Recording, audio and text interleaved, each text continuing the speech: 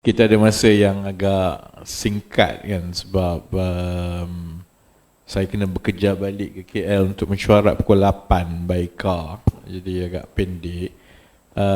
Jadi sedikit saja pengenalan. Yang seterusnya tu kita buka terus kepada pandangan dan juga soalan ataupun maklum balas. Cuma kalau boleh, sebab masa pendek, soalan dan pandangan tu kalau boleh kita pendekkan lah, supaya saya ada lebih banyak masa sedikit dan boleh bagi lebih banyak ruang kepada lebih ramai peserta yang lain.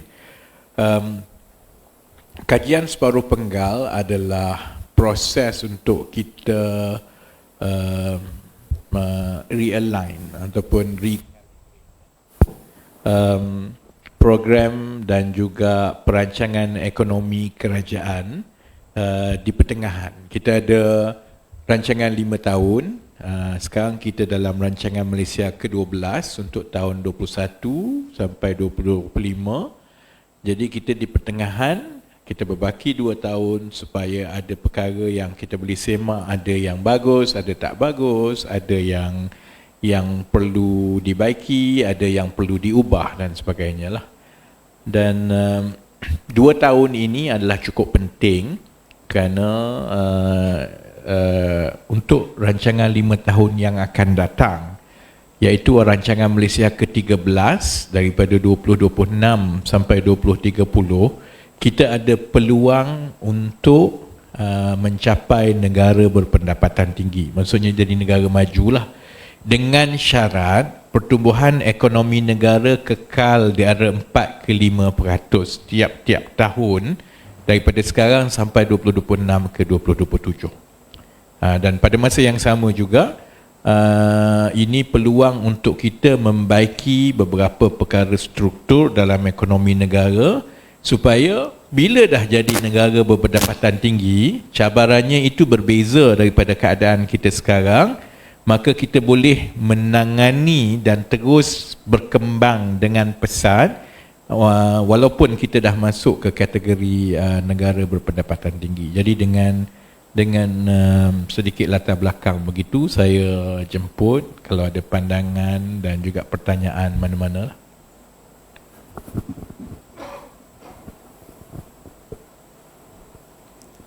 Jadi persilakan buat, yes, silakan buat. The mic.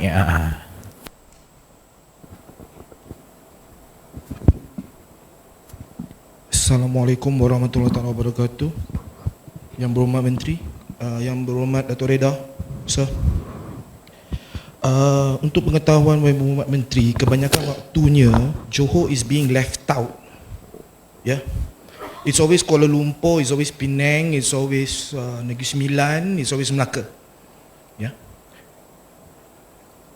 What is the plan that is being implemented currently? Because looking at the situation, our infrastructure is not getting any better.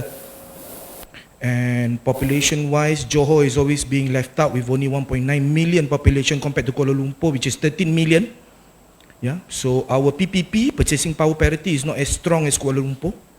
Yeah. And making things worse,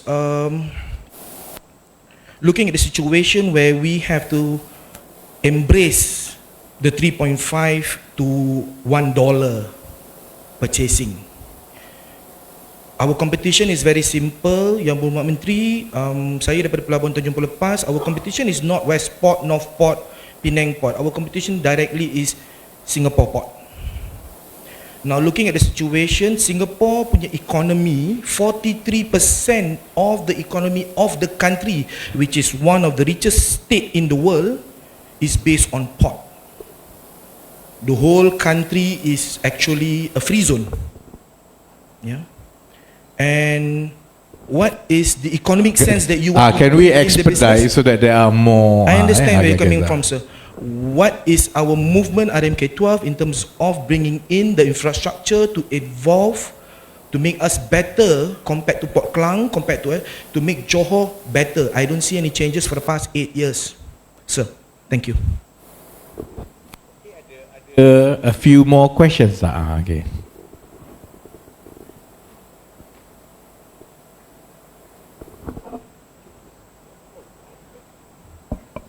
Assalamualaikum warahmatullahi wabarakatuh. YB Menteri, saya ada yang pertamanya, Singapura memanglah tinggi pendapatan, teknologi tinggi, skill pun tinggi banding dengan Johor. Cuma di Johor ni 20 tahun kebelakangan ni saya tengok dari segi talent kita masih jauh dengan Singapura juga. Dan di Johor ni ada satu pusat dipanggil Pastry yang dipunyai oleh Johor Corporation. Jadi saya fikir Johor Corporation dah buat banyak kerja 30 tahun. Yang akan datang ni untuk alignment Rancangan Malaysia Ke-12 ni, kita harap Pastry yang dipunyai oleh Johor Corporation tu di restructure. Apa dia food? Pastry Which is? I see. Training center yang dipunyai oleh Johor Corporation tu di restructure, diperbaiki dan dilibatkan syarikat-syarikat ataupun trade association atau industry association untuk participate. Maknanya training macam Finance Skill Development Corporation ke, Finance Skill Development Center ke, ataupun macam Selangor Development Human Resource Center. Jadi itu perlu restructuring supaya talent kita meningkat tak jauh sangat dengan Singapura. Kemudian yang keduanya, dalam Rancangan Malaysia Ke-12 ni, salah satu elemennya ialah Integrated Water Resource Management. Dan Integrated Water Resource Management tu is surface and subsurface, and then to basin area. Kemudian tu diperkukuhkan lagi dengan transformation water sector. Jadi dua-dua ni saya rasa crucial, terutama sekali dalam keadaan banjir yang hebat, kemudian dengan kepanasan yang hebat. Jadi penelitian dan juga kedetailan kedua-dua proses tu harus juga dilibatkan stakeholder supaya first thing right at the first time. Do it right at the first time. Thank you very much. Another question ke before I jawab for the first round?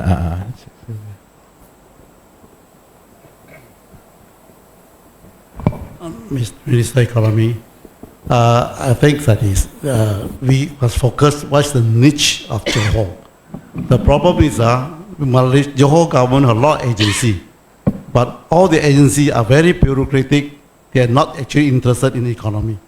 I'm from the SME. Whenever we want to approach the agency for economy, nobody know how to guide you. Nobody will give you the answer. I don't know, Minister of Economy. You are not like Singapore. Right from office boy to the top, everybody understand economy. Here, Johor, you got a lot of policy, but the implementation is go all haywire. So people like SME like us, I want to approach the agency to have idea, have business, $1 billion idea, but they are not interested. They're only interested in FDI. That's why the niche area we have, we don't know how to tackle the agriculture, which is Singapore need very badly. We can do it. We got plenty of land. Why government don't implement? Why don't give land to us? We want to lease. Tak boleh. Please look into it. The niche point of Johor that we have the Singapore need. All right. Okay, maybe I answer dulu the first round kan. So the first question tadi pasal ports. Johor actually receive one of the highest federal allocations every year. Last year 4.5 billion. So if you compare to per capita lah, maksudnya compare dengan how much federal allocation by the number of population outside negeri-negeri paling miskin, which is Kelantan, Terengganu, Kedah, Sabah, Sarawak, Johor is actually I think the highest. So it's not true kalau nak kata compare dengan Selangor, Pulau Pinang. The difference is this: Selangor, Penang, and KL being the center of industry all those years, they were the beneficiary of earlier investments. But in terms of the focus now, Johor actually gets a lot more, and the next few years of big investments pun either public or private, Johor always get more. And I've explained kepada tadi Menteri Besar pun ada, Datuk Ridha pun ada, dan juga pimpinan penjawat awam kajian negeri. It's not so much about negeri ni lagi bagus daripada negeri itu, because we understand that Johor will continue to be one of the biggest economic drivers in the country, and because of that the allocation too will continue. And most importantly, some of the key sectors that we want to focus that offer higher value, Johor has more potential than other states.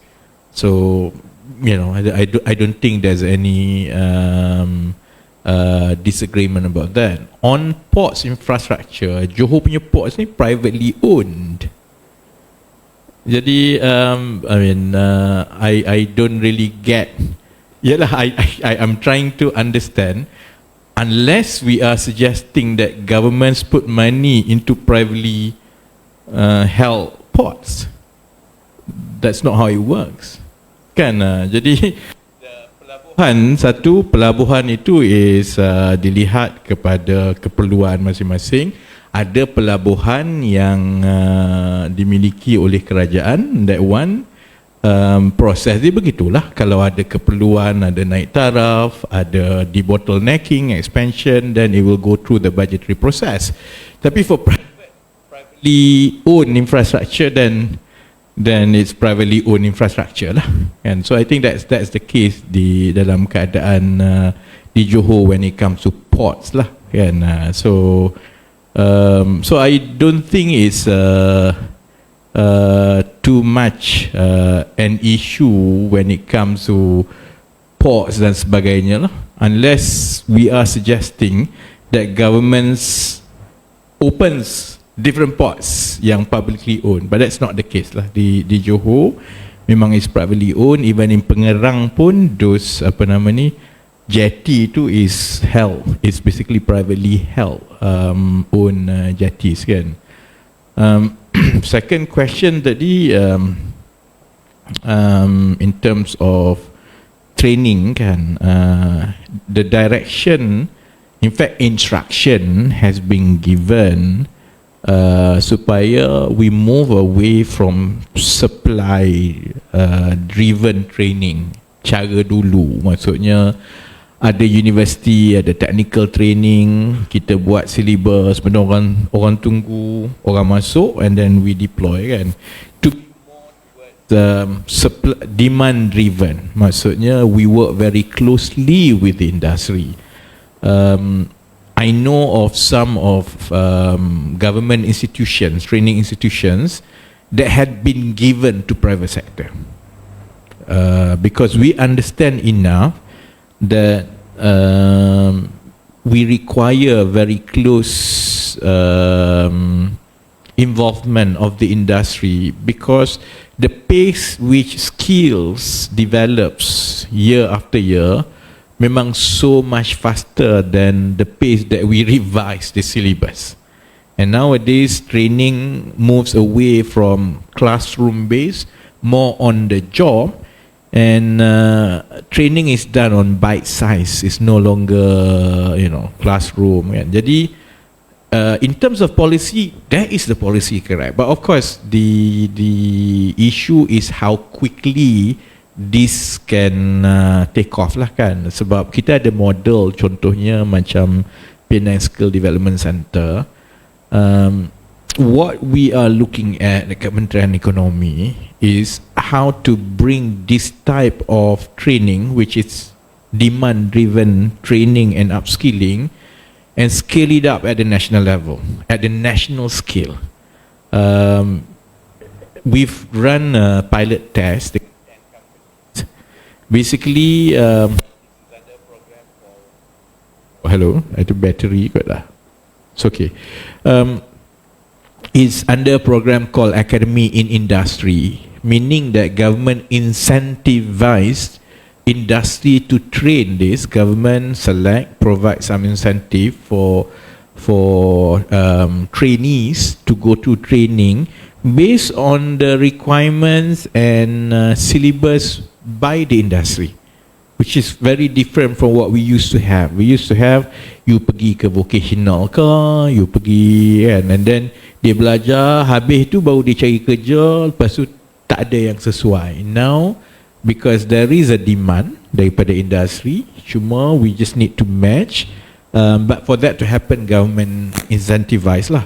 What we are looking at now is how to scale up, and we have to decide how much the government can allocate for that, so that then you can scale it up at the national.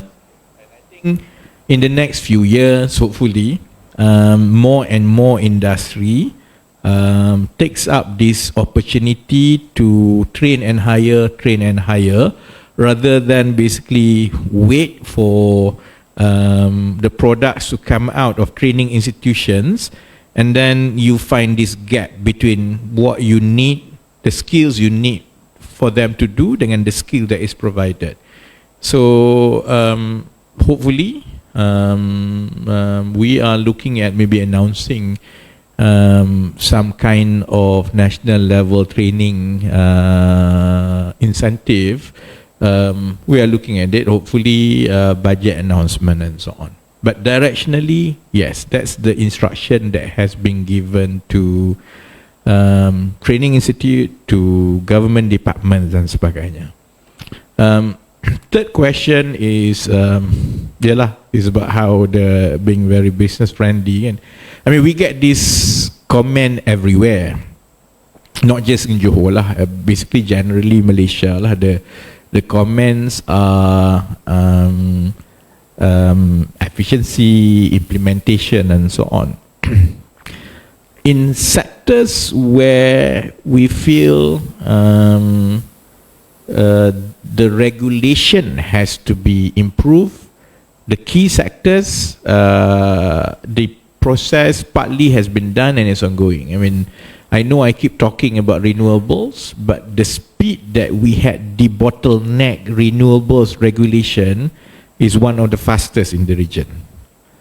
Government has reversed the export ban, contohnya. We have allowed for self-contained RE estate, where is on willing seller, willing buyer. Meaning macam ni, is like if you have capacity to do it, you pergi cari your buyer, off-taker, you put up your solar farm and your RE generating estate, they relocate there and you can supply direct without having to go through the grid semua macam dulu before. So in areas where we need to drive because they are strategic in long term, contohnya RE is one example, the deregulation and reversal of policies has happened. Some industry is easier than others. In food production, for example, I think we are going to invite for RFP very quickly for private sector. Government has lands. We've done a few pilot tests in Selangor, in in Putrajaya, to see the financial model of plots of lands that you take people, you letak dia orang, all the facilities are already being prepared. So they have half an acre plot, kan? So that financial model too seems to be working. So we will scale it up by inviting requests for partnership and proposal daripada private sector. That will allow for, dalam sistem kita, I think we are looking at 8,000 ekar kan, I think. 800 hektar. So far that we have allocated for this is 800 hektar tanah. That's a lot more kan, semua kan? Campur estate semua, all over, and that will allow for private sector, as you say. If your RFP is good, you have a track record, you already run farms or agrotech punya companies, you can come in, have to sign agreement with government on the floor price and how much you have to pay penerima this scheme, people who join this scheme, and you can run.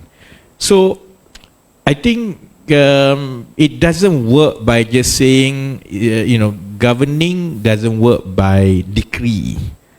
We do policy change, you deregulate, and that will send signals that these are the focus areas that we want to do. And then you work on specific programs to incentivize, and then we have to look how this is being taken up by the industry kat bawah lah. So I think that will improve as we go along. For Johor per se,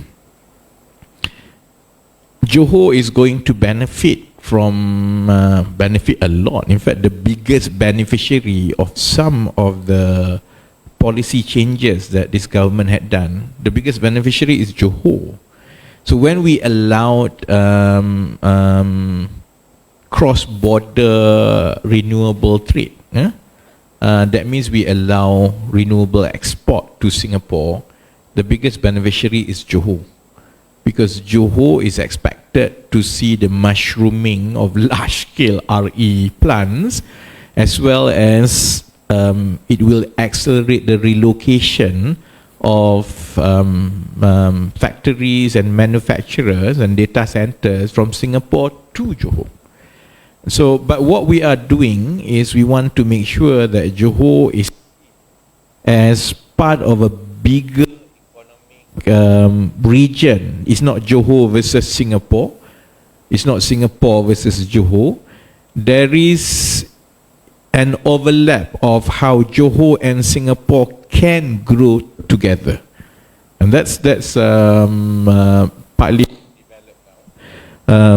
we will discuss and we will develop this concept with Singapore supaya Johor benefits from the overall growth that Singapore and this region has, rather than sekarang ni is Johor as a state, Singapore as another state.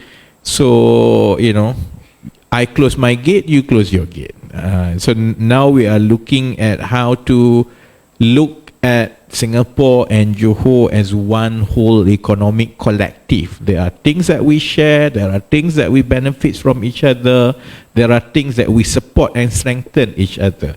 And that is a very different change of perspective from how we have dealt with Johor's economic planning before. All this while, we look at it as, it's a zero-sum game. If Singapore gains, Johor will lose out, and vice versa. But I think the way forward, that we want to plan Johor's growth, and by extension Malaysia growth, is to see how to tap into the growth market collectively in a win-win situation. I think as we go along, and there will be more announcements in the next few months, then I think there will be more clarity to this concept that we are developing. Another round of questions? Yeah.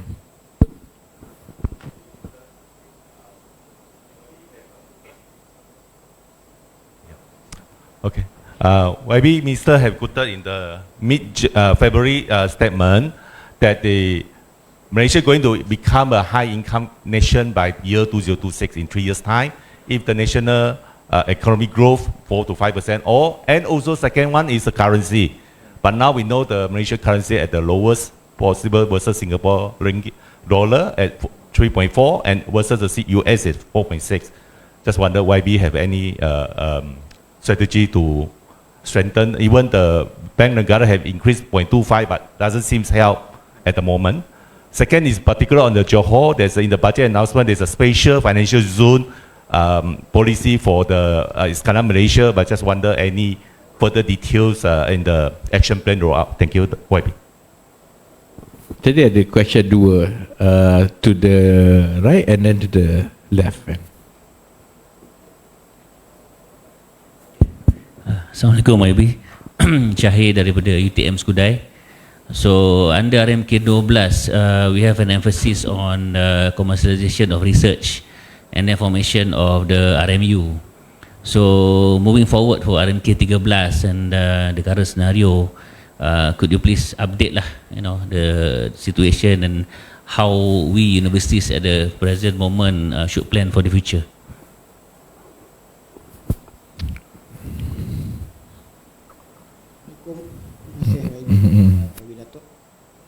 Saya daripada NGO. Jadi soalan saya pun banyak NGO yang gaya soalan. Pertama, saya tarik ekonomi yang banyak kata-kata ini. Tetapi kita tidak melihat kesan ekonomi.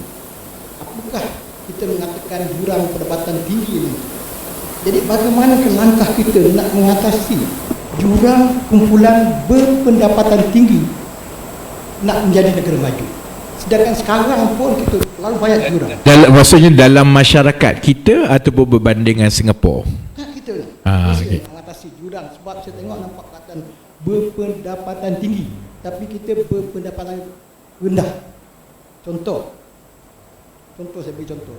Pencen setiap tahun akan menyebabkan jurang antara miskin dengan kaya. Setiap tahun naik 2%. Ini nyata. Gaji naik berbeza. Harga berbeza. Yang paling teruk sekarang OPR. OPR naik akan memiskinkan peminjam-peminjam yang berpendapatan rendah. Apa makna kita sebut ekonomi? Yang lain teruk, ekonomi rosak, sosial rosak, ekonomi pun jatuh. Itu untuk orang NGO bercakap. Terima kasih. Okay, let me take the ada satu lagi ya. Assalamualaikum warahmatullahi wabarakatuh. Saya Syaril. So a very quick one. So this more my opinion and also maybe a quick questions. So when we talk about economy, so my question is more towards culture-based economy. Is it an exercise from the government to look at strengthening the whole ecosystem? The second one, as part of culture-based economy, is there any... When you say culture-based economy, you mean?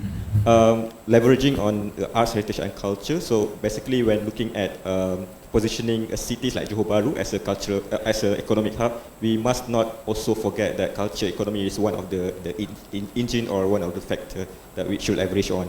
So as part of culture-based economy, is there any planned example for museum and so on, how we can actually improve our museum in terms of not only the physical infrastructure but also looking at curations, programming. It's all about, informal education, place identity of the nation and so on, because I think it's very important.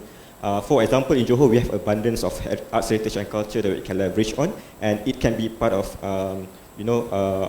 culture-based urban regenerations. Thank you. Saya jawab daripada belakang ke depan, dengar tak? Actually, I totally agree. When you talk about economic activities out of arts and culture, because Johor has a lot of potential to tap into tourist arrival from Singapore, not necessarily just from Singapore, but people who go to Singapore, by right they should come to Johor juga, because Singapore is small, there's not many things there kan. Cuma what we are struggling now, Johor and some other parts of Malaysia, is that we don't have enough tourism products. So say for example I come from London, Singapore kan, I spend like 2 days, I dah tengok Singapore semua. Unless there are really attractive tourist products in Johor, I will not be compelled to extend my visit another 2 days to Johor.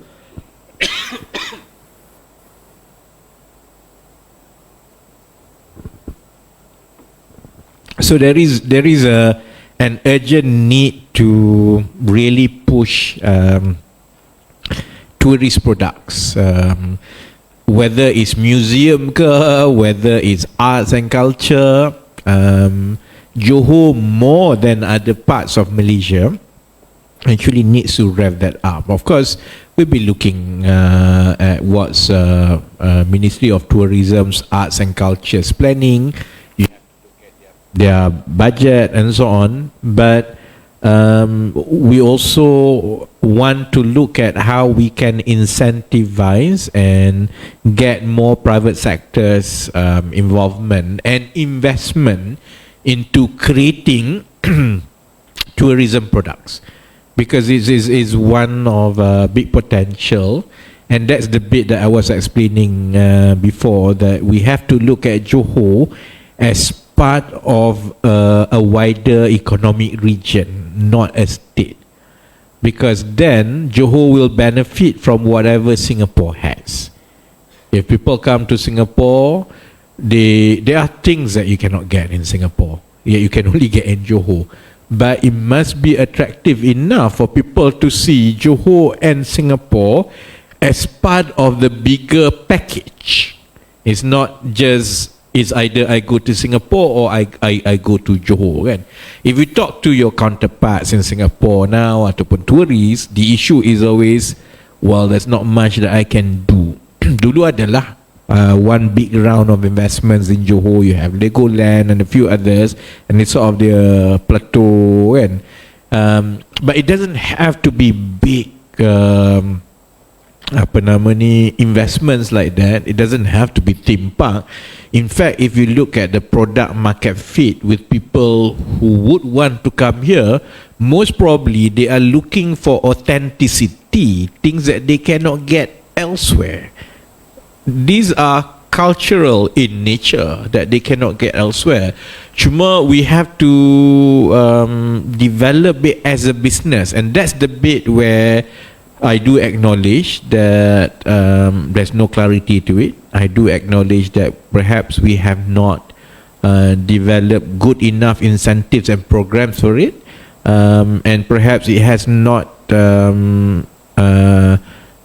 embraced enough SMEs to do it. Kan? So, but it's well recognized. Now is about macam mana kita nak coordinate dengan state governments, dengan agency, dengan federal agency to encourage a lot more of the private sector to produce and to create these tourism products, and that will allow us to work closer with our partners in Singapore to make sure that tourism ni extend beyond the borders. It's actually Johor dash Singapore, Singapore dash Johor type of experience. It's not Singapore and then dot or Johor dot. And so the infrastructure for that are being looked at. Contohnya to increase ease of movement, to add a lot more mode of movements, not just yang kita ada sekarang ni, but dia juga depends on how vibrant is your tourism scene is in Johor lah. Orang punya soalan yang kedua tadi is basically, you know, the disconnect between what is the economy and what the people on the ground feels, kan. So this has always been a challenge in Malaysia, because there's a big disconnect between the headlines numbers dengan apa yang orang bawah rasa, kan. Sebab itu contohnya saya berbalik daripada Qatar Economic Forum, Malaysia semua orang tabik kata ini ekonomi yang cukup baik, pertumbuhan suku pertama 5.7%, inflasi 3.3%. Tapi sebab memanglah di negara lain susahlah nak dapat yang macam tu. Misalnya kalau pertumbuhan tinggi 5%, inflasi 9%. Because when growth is high, usually it's very inflationary in nature, ataupun the opposite is that inflation tinggi, growth tak tinggi, kan.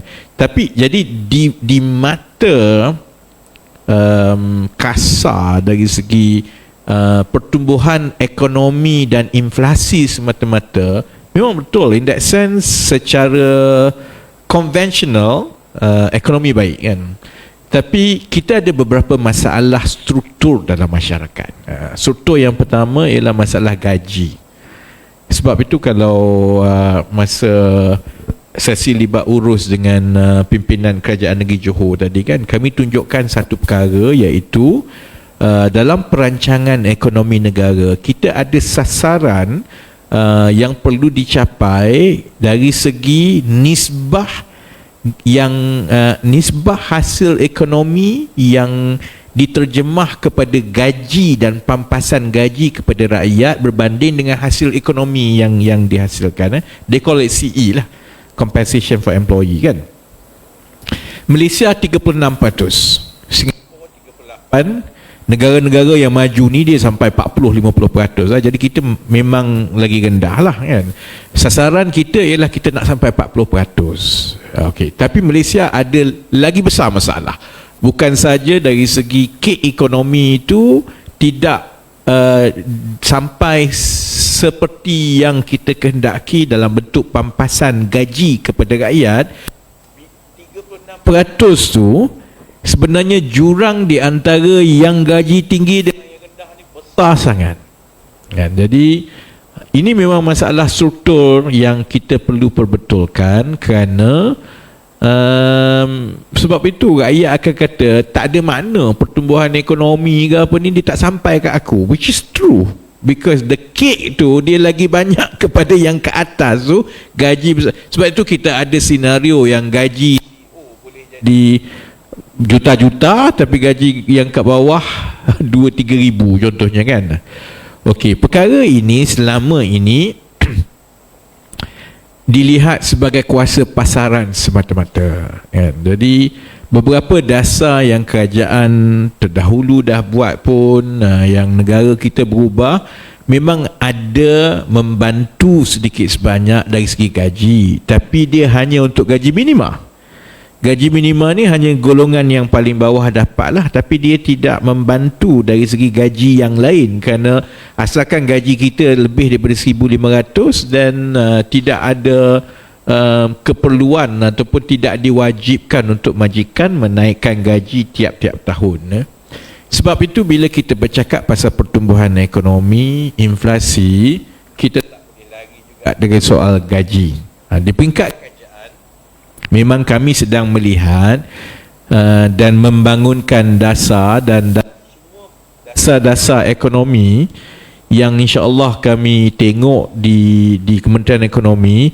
Yang paling susah ialah gaji progresif, sebab dia akan menyebabkan semua orang marah.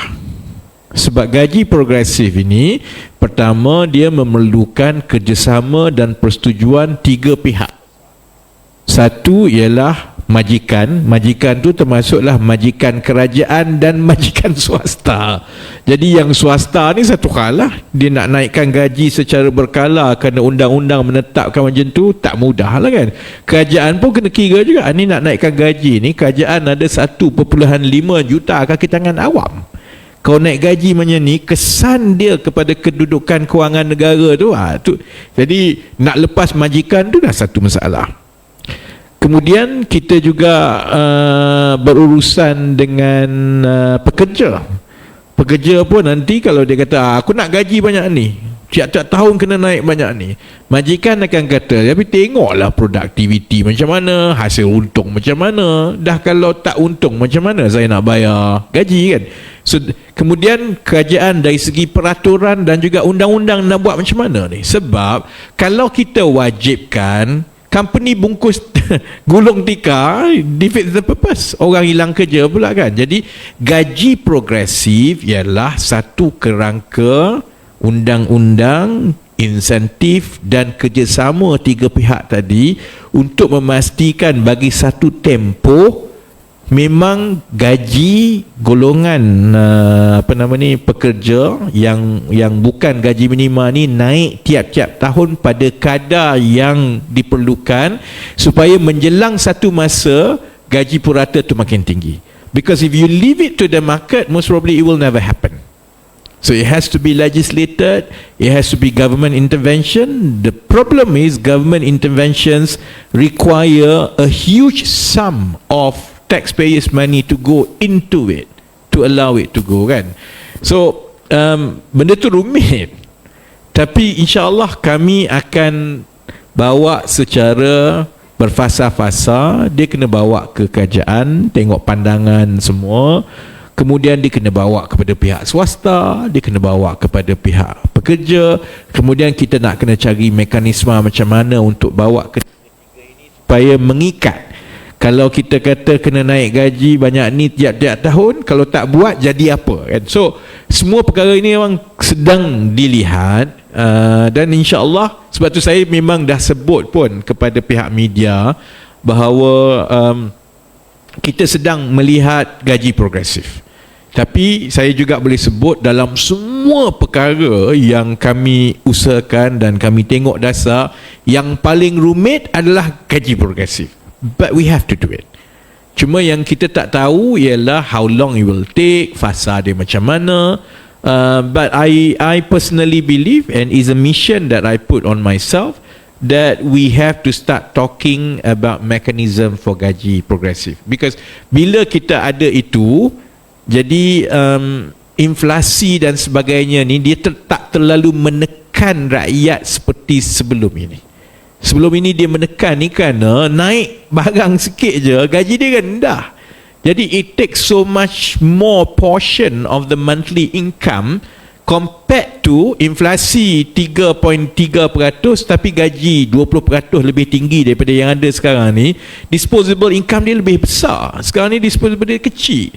So one dia naik sikit je, the strain is real to Malaysian household kan. So we have to manage both ways.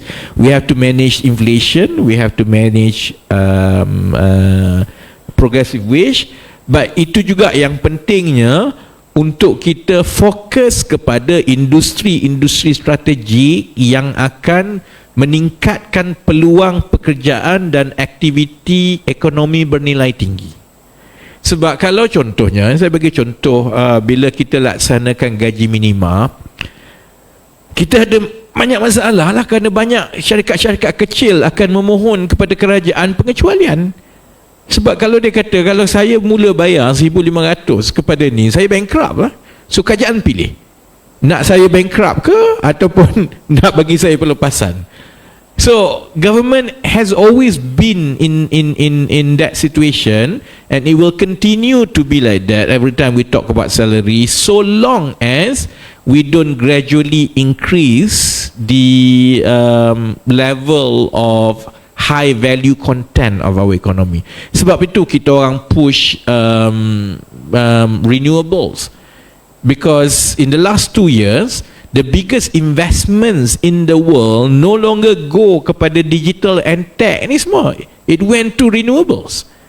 Money is going into renewable because the world knows that energy security is real, climate change is real. So most of the more high level science and technology and innovation, a lot of it revolves around renewable. That's why we want to put Malaysia as a leading regional player in energy transition, because when that happens, it starts here, it creates the industry here, and then as more and more countries become more serious about energy transition in this region, we are the reference points.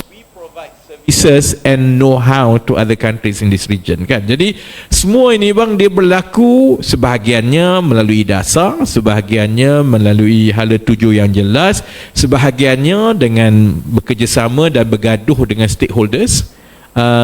But it's a must that we have to do in this generation. Yang saya tak boleh jawab is how long it will take kan. So but it will start. That discussion will start. The focus will start. Saya doa and I hope dia tak banyak roadblock sangat lah. But I know it's difficult kerana untuk mendapat persetujuan semua tu, it will take so long. Soalan daripada UTM tadi pasal commercialization of research kan. Dia memang cabaran besar lah. Macam kita orang buat RMK tiap 5 tahun ni lah, you focus, because a lot of money did go into research and grants to higher education, tapi we don't really see that much commercialization and value out of the research lah kan.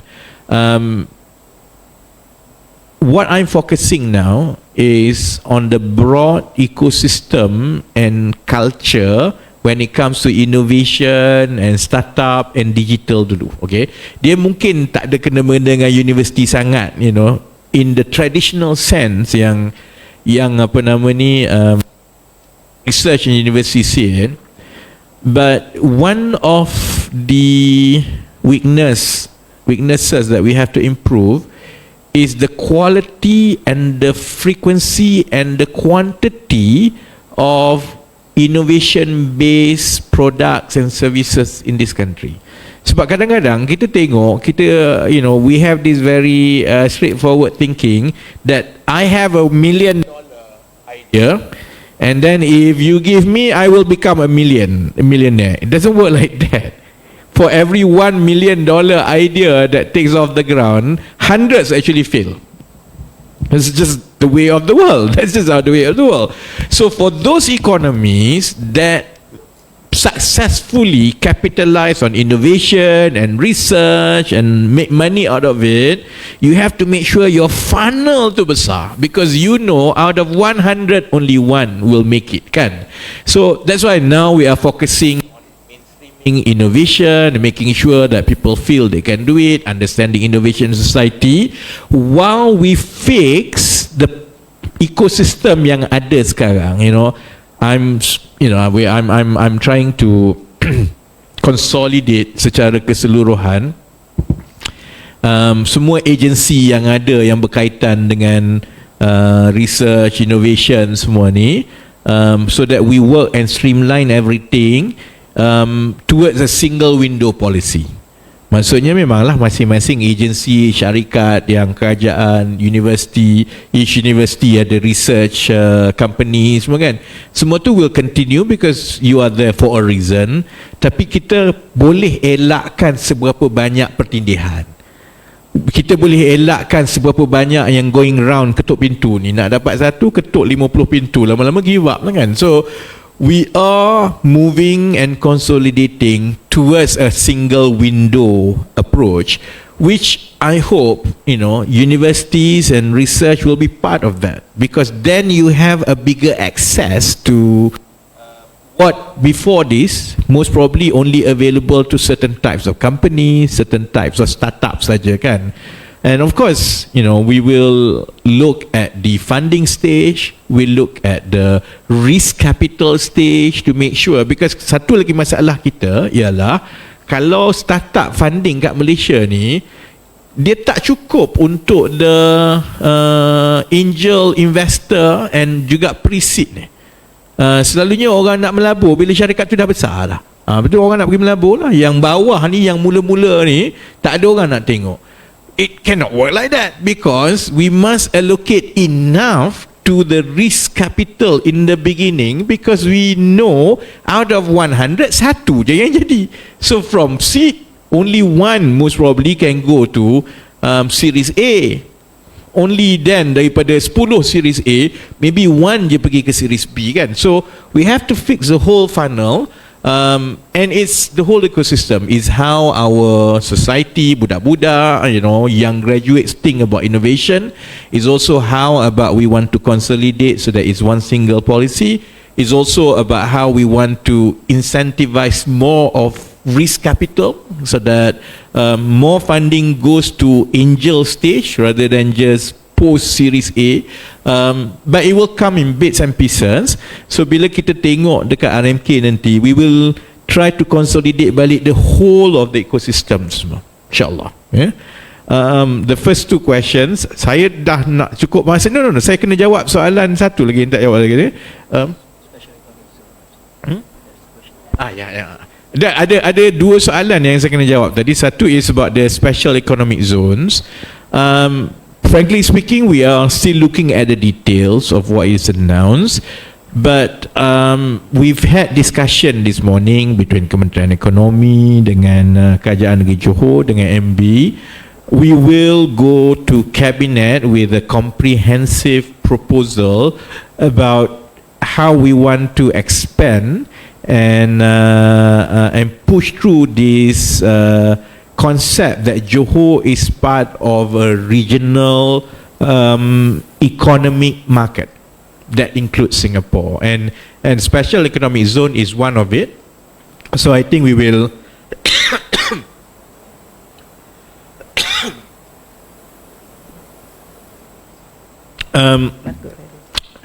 I know Singapore has some ideas about special economic zone. So we will start the bilateral discussion about how to develop it comprehensively from there. So hopefully we'll get more details in the next few months. Your question on high income economy and ringgit. It's true that kalau ringgit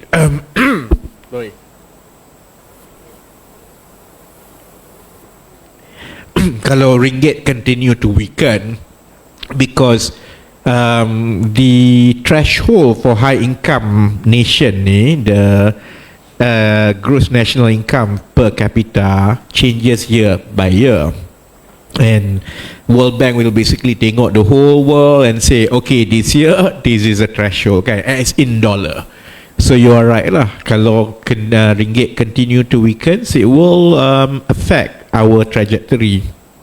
Although I think what is happening in US now when it comes to ringgit strength is cyclical and is unique to the situation in US now. You know, the last 6 months we've seen 2 or 3 unique situations. It started with Silicon Valley Bank, and then you know what happened to Silicon Valley Bank, and then affected Credit Suisse. There was a concern about you know, the banking sector in US, and then the current the last week's weakening of ringgit, which also affects all other currencies in the region and in the world, is basically the dragging of negotiation on debt ceiling between President Biden and Speaker of the House, you know, because it's so I do think that they will resolve it. And so my view is that while we cannot control some of these headwinds, global unique situations in larger markets, and what we can control is the strength of our fundamentals, which is our growth prospect, which is our inflation prospect, which is our FDI, which is our domestic demand, also domestic direct investment, DDI as well. These are all things that we control. So if we continue to focus and strengthen, beginning with government's fiscal position, and it goes into, and we continue to register growth, manage inflation at a healthy level, as that unique situation in US subsides, when they eventually settle on their debt ceiling, when Federal Reserve gives more certainty on rates outlook in the next 1 year, then this volatility will reduce, and then that's how Malaysia will benefit, because people will look at this as an economy with strong fundamentals, and once these upheavals in US subsides, fund managers and investors around the world has to decide where to allocate their assets. And Malaysia, with our growth prospect, with our fundamental, with our low inflation, certainly is a good nation to put the money.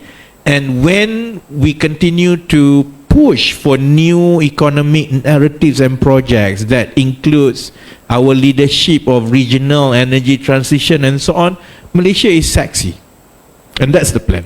But you know, in the short while, as we go through this storm, I think we have to ride through this storm. Okay, kita ada satu, okay, can tapi kena cepat sangat, because I really have to leave by 5:15. Okay, Assalamualaikum warahmatullahi wabarakatuh. Saya mewakili Persatuan Peniaga dan Usahawan Kejora, wilayah Kejora. As we know, during pandemic, IKS menyumbang banyak untuk ekonomi negara. Betul kan tuan? Okay. Kemanakah hala tuju kementerian untuk membawa usahawan IKS luar bandar? Di mana kalau kita tengok sekarang, kenaikan gaji atau perubahan gaji hanya kepada agensi kerajaan dan swasta. Okay, pertama. Kedua, kita selalu sebut macam tadi tuan sebut pasal mata wang Singapura. In fact, kita usahawan, kami usahawan luar bandar terpaksa keluar duit sendiri untuk masuk ke Halal Fest Changi dengan bayaran 6,000, 4,000 duit sendiri. Kami dah struggle banyak. Tapi berdirinya saya di sini, saya hanya nak tahu ke manakah hala tuju kementerian untuk membawa usahawan-usahawan IKS luar bandar dan PKS luar bandar. Terima kasih. Okey, ada dua tu kan. Okey, abang dulu and then kakak. Terima kasih Yang Amat Berhormat. Saya di sini nak mengutarakan the impact of the RTS. RTS ni Rapid Transit Speed antara Woodland dengan Johor Bahru to be completed somewhere in 2026. Rasanya itu adalah rancangan Malaysia ke-13 pada peringkat awal. Jadi kalau boleh, the impact of that one in term of economy, in term of housing, in term of mobility, in term of industry like data center, will be the spill effect is very very significant. Jadi kalau boleh kementerian melihat dengan ini dengan lebih sistematik, tidak secara ad hoc. Kita ada masa 3 tahun lagi, dan kalau boleh benda ini dapat dibuat dengan secara menggunakan teknologi yang tinggi dan lebih profesional. Thank you very much. Terima kasih. Okay, last question agak. Satu lagi. Lagi satu. I can't because I really have to leave, because kalau tidak I will have a problem with simple je. Okay, I can't because I've gone through this. Selalunya dia simple tu dia panjang, kemudian the next one and okay, it's okay. Bismillahirrahmanirrahim. Assalamualaikum warahmatullahi wabarakatuh. Saya Hafsah Rahmat, pengurusi Persatuan Usahawan Industri Desa Negeri Johor. Saya kagumlah kalau kita melihat dasar-dasar kerajaan yang banyak menjurus dalam pembangunan ekonomi. Cuma selaku NGO yang di mana kami mempunyai banyak usahawan-usahawan desa unsur-unsur saya lah, yang mengusahakan berbagai-bagai lah, termasuk homestay dan sebagainya. Tetapi kami sebenarnya tidak pernah dilibatkan di dalam bersama-sama untuk membangunkan ataupun untuk bersama-sama dengan kerajaan dalam isu-isu dalam pembangunan ekonomi. So apa yang saya harapkanlah diri di sini selaku sebuah NGO peringkat negeri, dan malah saya juga ada di peringkat Malaysia, bahawa kita mengharapkan ada satu pendekatan yang kerajaan boleh bersama-sama dengan NGO bagi membantu pembangunan ekonomi khususnya di luar bandar. Saja yang mohon. Okay, one last short one. Okay, terima kasih YB. Assalamualaikum. So yang pertama, dia berkenaan dengan digital. Pada taklimat untuk tahun 2020, jadi memang fokus pada fully digital 2020 ke 2030. Soalan yang pertama, sehingga kini berapa persen yang telah untuk kepada fully digital? Yang kedua, okey, apa perancangan seterusnya untuk sampai kepada 2030 fully digital? Dan yang ketiga ni, maksudnya ada tak standard SOP berkenaan dengan banyak kita tengok apps seperti macam saya tak sebutlah. So yang mana yang mengenakan persen dan fee dan persen. Jadi kalau kita tengok, saya dapati daripada sahabat-sahabat saya yang berniaga, yang mana kalau kata harga barangan dia RM40, dia hanya dapat tinggal RM30. So jadi maksudnya dekat situ, daripada dia nak menggunakan sistem tu, jadi dia terus tak ada sistem pasal banyak sangat persen. Jadi adakah standard-standard, maksudnya berapa persen-persen yang boleh dikenakan kepada pengusaha apps tadi tu kepada pengguna? Itu. Terima kasih YB. Okay, saya nak kena I can't. That's why I can't because this will not end. I really have to leave. Okay, I will answer because I can't. First question that I can't.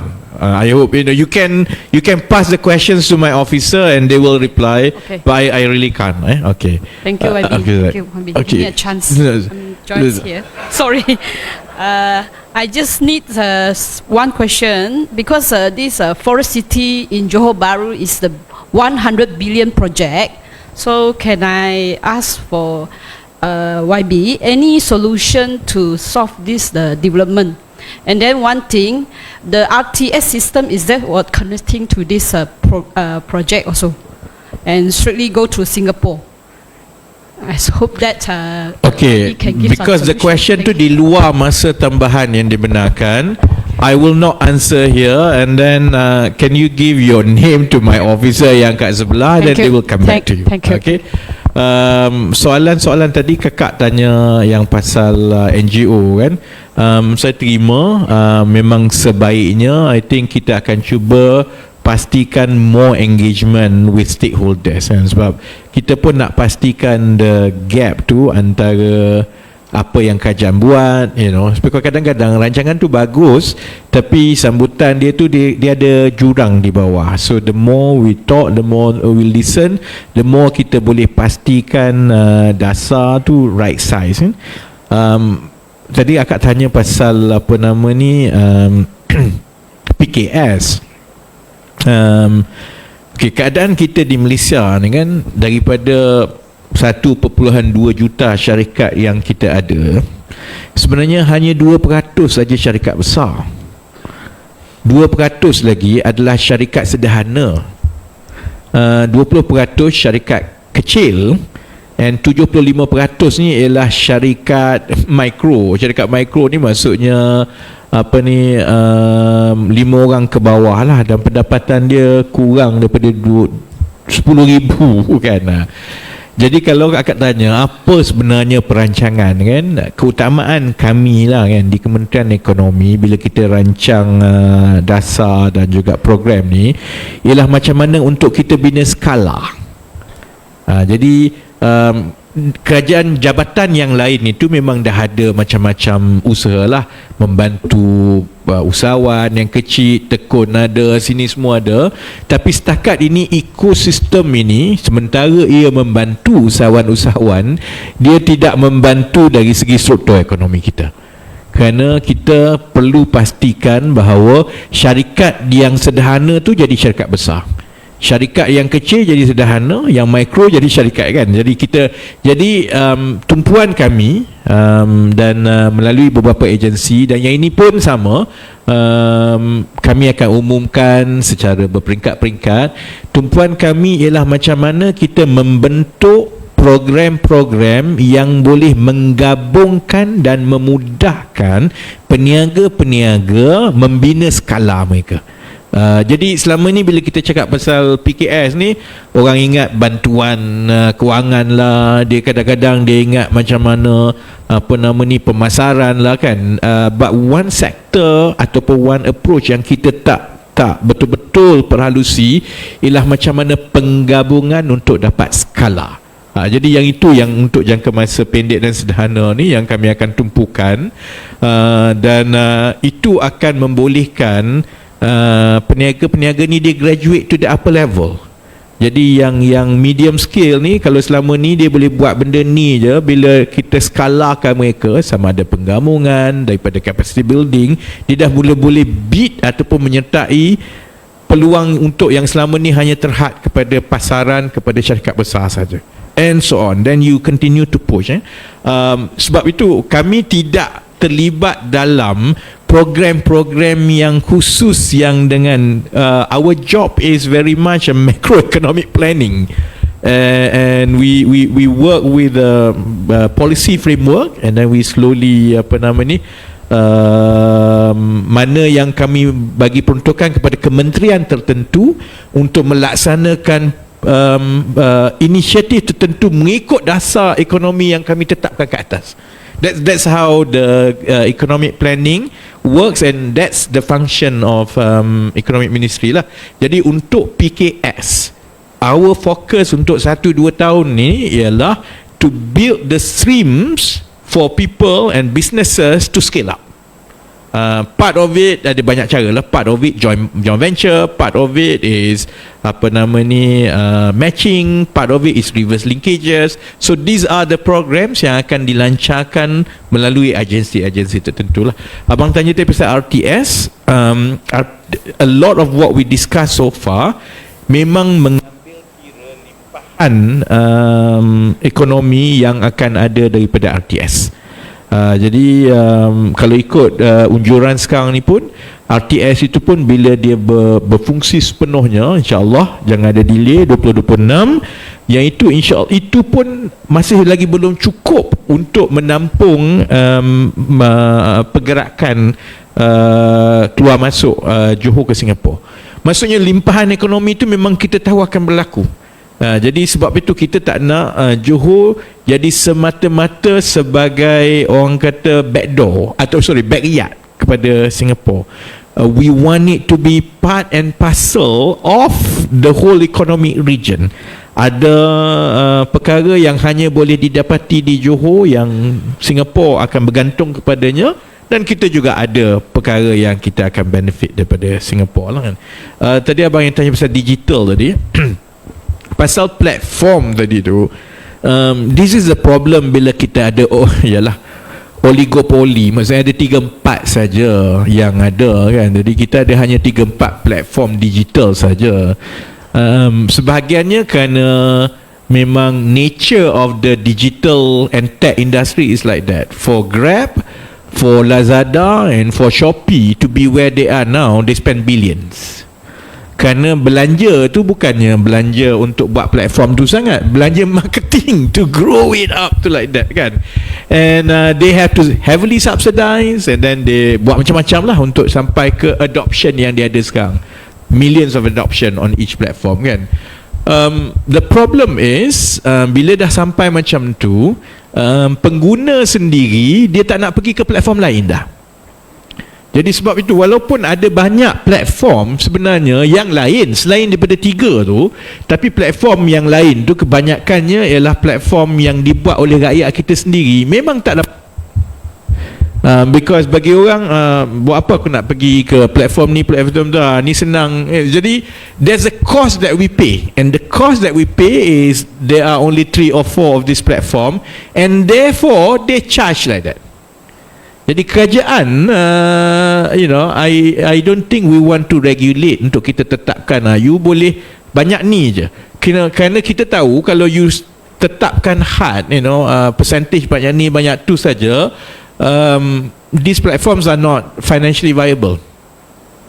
And when these platforms are not financially viable, you don't have platforms at all. Kan? Jadi akhirnya yang kita nak kena buat ialah kita nak galakkan adoption dan juga supaya lebih banyak platform-platform yang rakyat kita ni untuk guna juga platform-platform yang lain untuk kita imbangkan, because we have to allow the market forces to fix it. The moment government mula campur nak bagi duit sana gini, subsidize, it will never work. But itu juga memerlukan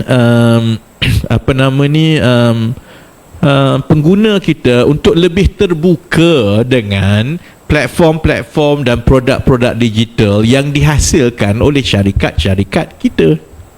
So it's a chicken and egg thing.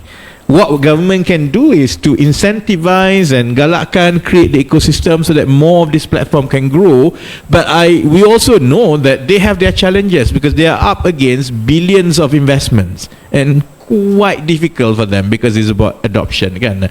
But saya sedia faham dan sedia maklum kan that market problem tu, but I prefer to deal with it through market forces and not to intervene and mula regulate platform Shopee semua ni, nanti satu hal pula lah kan. So as it is. And lastly pasal this issue about digital, our digital penetration is one of the highest in the world. Our digital penetration is 98%. Jadi Malaysia ni kalau nak ikutnya antara terbaik lah internet coverage semua kan. So the issue now is no longer about whether you are digitalized ke tidak. The issue is what digital content adoption do you have. So contohnya SME kita walaupun dia pakai internet tapi dia tak pakai productivity platforms. Many things are still manual. Billing maybe are still manual kan. Jadi yang kita nak tumpukan ialah supaya kita gerakkan ekonomi kita, baik pengguna, baik syarikat, supaya mereka lebih menggunakan produk digital kerana ini akan menawarkan produktiviti yang. So it's good for the businesses because it's higher productivity. It's also good for the tech because then it spurs up innovation and more demand for local tech digital solutions and products. So thank you very much. I really have to go because selain daripada saya kena sepatutnya bertolak 5.30, saya juga kena pergi ke toilet. Terima kasih. Majlis sekali lagi merakamkan ucapan ribuan terima kasih kepada Yang Berhormat Tuan Rafizi bin Ramli, Menteri Ekonomi bagi sesi Dialog Awam pada hari ini.